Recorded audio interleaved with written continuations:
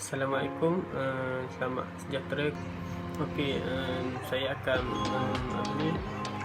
menceritakan sikit sebanyak tentang Barrett Criticism Model. Barrett Criticism Model ini dia diasaskan oleh Terry Michael Barrett. Terry Michael Barrett ini dilahirkan pada tahun 1945. Merupakan pengkritik seni di Amerika, di Ohio State University. Beliau menghasilkan banyak buku seperti Anthology, Chapter and the Article about Contemporary. Barrett Criticism ini mempunyai 18 pentafsiran. Pengkritik menerangkan sesuatu karya seni yang tidak dilihat oleh orang lain, yang tidak dapat dilihat oleh orang lain. Maksudnya karya tu dia mempunyai maksud-maksud tersendiri, dan beliau mampu menceritakan apa yang sedang diceritakan oleh karya melalui karya-karya yang dihasilkan. Melalui proses penelitian ini juga ia merupakan proses untuk mengumpulkan data, iaitu data penerangan yang dibuat oleh beliau, menerangkan karya-karya yang dihasilkan oleh pengkarya. Melalui cara ini audien ataupun peminat seni dapat memahami seni dengan lebih. Okey, untuk tugasan ini kami telah diberi seorang tokoh untuk dikaji karyanya, iaitu tokoh yang kami dapat ialah Sandy Skolgan. Sandy Skolgan lahir pada 11 September 1946 di Weymouth, Massachusetts, USA. Beliau seorang warga negara Amerika, mendapat pendidikan di Smith College, Massachusetts, dan University of Iowa di Iowa. Beliau dikenali sebagai seorang jurugambar, pereka patung dan pemasangan. Contoh karya yang dihasilkan oleh beliau ialah Radioactive Cat 1980, Shock Situation 1986 dan banyak lagi. Beliau membawa gerakan atau aliran surrealism dalam setiap karya, kebanyakan karyanya. Salah satu karya yang dihasilkan oleh Sandy Skolgan adalah Germs Are Everywhere tahun 1984. Dalam karya tersebut banyak menjadikan dan mempunyai maksud-maksud itu sendiri. Okay. Dari segi medium yang digunakan pada gambar ini ialah Cibatrone print ataupun silver dye bleach print. Ia digunakan untuk memenuhi ruang dalam karya ini. Yang seterusnya adalah form. Terdapat penggunaan satu warna iaitu hijau, dan pengulangan pada objek di dinding menunjukkan sekumpulan kuman atau germs. Yang seterusnya ialah denotation, iaitu terdapat seorang wanita Afrika yang sedang duduk di sofa, sedang menonton televisyen sambil memegang gelas. Yang seterusnya ialah connotation. Karya ini menunjukkan wanita tersebut mungkin mengalami tekanan akibat daripada dijangkiti penyakit dan mengambil keputusan untuk tinggal seorang diri. Okey, seterusnya ialah style. Sandy Skolgan adalah seorang jurugambar atau artis yang mengaplikasikan aliran surrealism pada karyanya. Beliau juga banyak menggunakan bahan-bahan seperti patung dan pemasangan pada karya beliau. Seterusnya ialah subject matter. Sandy Skolgan menggunakan seorang wanita Afrika sebagai subjek yang menjadi fokus terhadap karya ini. Dia juga menggunakan mainan berwarna merah jambu sebagai kuman yang terdapat di dalam gambar. Okay, comparing and contrasting. Gambar yang dihasilkan oleh Sandy Scoggin berunsurkan surrealism dan penggunaan warna yang ketara dalam setiap karyanya. Seterusnya ialah photograph presentation environment.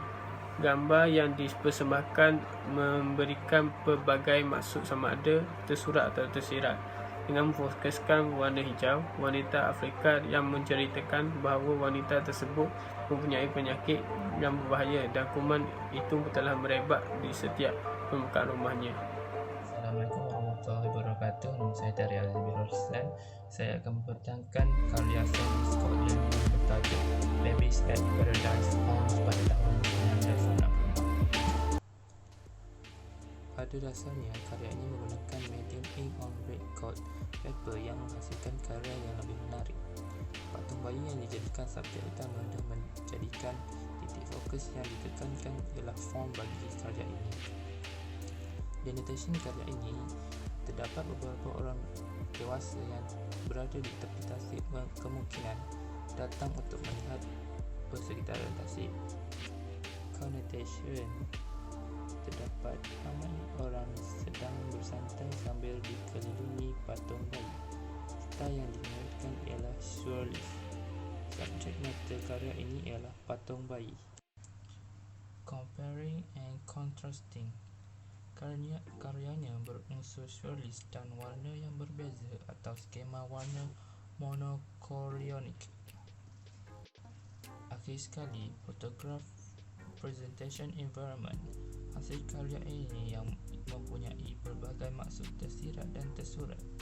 Patung bayi itu sendiri menekankan tentang kanak-kanak yang gemar bermain. Assalamualaikum dan salam sejahtera. Saya Najah Saufi bin Ma'rufi. Saya akan bentangkan karya Sandy Scoggin yang bertajuk Nine Slices of Marble Cake, sebuah karya yang dihasilkan oleh beliau pada tahun 1978. Pada dasarnya, karya ini merupakan sebuah gambar yang berwarna. Gambar yang berwarna merupakan sebuah visual yang menarik dan terbaik kerana mampu bertahan lama dan menjadi tarikan kepada penonton dalam jangka masa yang panjang. Gambar yang warna juga dapat membantu pencarian memberikan maklumat kepada penonton melalui pelbagai ekspresi dengan tepat dan jelas. Dari segi form, terdapat elemen kontra pada warna dan jalinan di dalam gambar yang menghasilkan suatu kesan kreativiti menarik terhadap gambar tersebut. Seterusnya, dari segi denotation, makanan yang dipamerkan di dalam gambar merupakan makanan yang popular dan diminati oleh masyarakat Amerika di era 1978. Seterusnya, dari segi connotation, gambar ini bertujuan untuk menggambarkan dan periklanan terhadap produk makanan masyarakat Amerika Syarikat pada ketika itu. Penambahan terhadap elemen kesenian dan kreativiti tersebut bertujuan untuk membantu memperlihatkan makanan tersebut supaya kelihatan segar dan menyelah agar lebih kelihatan menarik serta menambat hati penonton. Dari segi style, Sandy Scoggin menerapkan nilai surrealism terhadap karya tersebut. Beliau merupakan seorang jurugambar yang gemar membuat kelainan terhadap penggunaan warna dan menggunakan objek bantuan untuk menghasilkan gambar yang menarik. Subjek mata yang terdapat pada karya tersebut ialah 9 potongan kek marble yang disusun di atas sebuah pinggan yang diletakkan di atas sebuah meja yang telah dialas dengan alas meja yang berwarna biru muda serta terdapat corak jalinan yang menarik. Dari segi comparing and contrasting, Sandy Scoggin merupakan seorang jurugambar yang gemar menghasilkan gambar yang kelihatan aneh dan pelik melalui penggunaan warna dan objek yang jarang ditampilkan oleh jurugambar lain. Dan akhir sekali berkenaan dengan fotografi presentation environment. Nine Slices of Marble Cake merupakan sebuah gambar yang diambil oleh seorang jurugambar terkenal kelahiran Amerika iaitu Sandy Scoggin.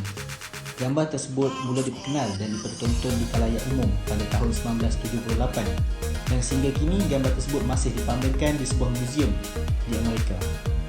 Luaran latar belakang kain alas meja yang mempunyai corak yang mampu memberikan ilusi optik. Penggunaan warna panas iaitu jingga, kuning dan merah mempengaruhi gambar. Form mewujudkan garisan dan bulatan mampu memberikan kesan kepada mata dan objek lobak merah dan jagung disusun teratur dan selalu. Kasih iaitu karya ini menunjukkan susunan yang teratur pada objek dan hiasan alas meja. Kenotasi pula, objek yang disusun mempunyai aliran kubisme, iaitu pada susunan lobak merah dan pada corak alas meja. Gaya karya ini menerangkan kepada orang ramai bahawa susunan dan susunan yang teratur mampu menghasilkan suatu perkara yang menarik. Subject matter iaitu biji jagung dan lobak merah yang disusun pada pelbagai jenis plet kertas diletakkan atas set ditutup dengan alas meja dapur. Membandingkan dan membezakan, karya Sandy Scotland menggunakan unsur tumbuh-tumbuhan, peralatan rekaan manusia, penggunaan warna panas. Karya ini menunjukkan ketelitian dan mempunyai unsur atau aliran kubisme. Gambar yang dipersembahkan memberikan kesan ilusi kepada mata dan mempunyai maksud yang tersurat dan tersirat dengan memfokuskan susunan sayuran iaitu lobak merah, biji jagung. Ianya mampu menarik perhatian audien yang melihatnya. Okey, karya yang seterusnya yang dihasilkan oleh Sandy Scotland ialah The Cold War tahun 1999. Okey, medium. Keseluruhan gambar ini dipenuhi dengan objek yang berunsur dengan peperangan, iaitu askar mainan, senapang dan misil peluru berpandu. Ia jelas bahawa gambar ini berkaitan dengan situasi perang. Penggunaan warna panas pada keseluruhan gambar iaitu warna merah dan emas. Formula terdapat dari perspektif satu titik lenyap pada gambar ini.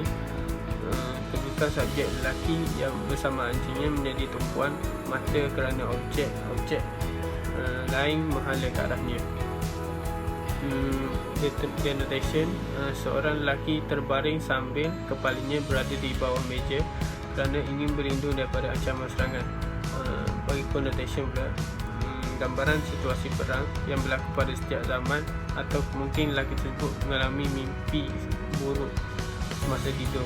Terdapat dua kemungkinan bahawa lelaki ini mengalami situasi perang di dunia realiti ataupun hanya mengalami mimpi buruk semata-mata. Bagi style pula, karya ini menerangkan bahawa bagaimana situasi perang berlaku. Menggunakan subjek lelaki itu, jelas bahawa lelaki itu sedang mempertahankan atau melindungkan dirinya daripada ancaman. Subjek matter, seorang lelaki yang berselindung daripada ancaman perang. Ia memberi maksud bahawa lelaki tersebut sedang ketakutan akibat daripada ancaman perang. Okey, untuk comparing dan contrasting, karya Sandy Scotland ini menggunakan bahan-bahan mainan, patung dan pemasangan. Gambar ini menunjukkan bahawa lelaki tersebut mengalami ancaman perang. Untuk fotograf representative environment, gambar yang dipersembahkan memberikan pelbagai makna yang tersirat dan tersurat dengan memfokuskan objek lelaki dan anjing yang sedang berselindung di bawah meja, menunjukkan bahawa mereka sedang mempertahankan atau melindungi diri mereka daripada ancaman perang yang dialami mereka.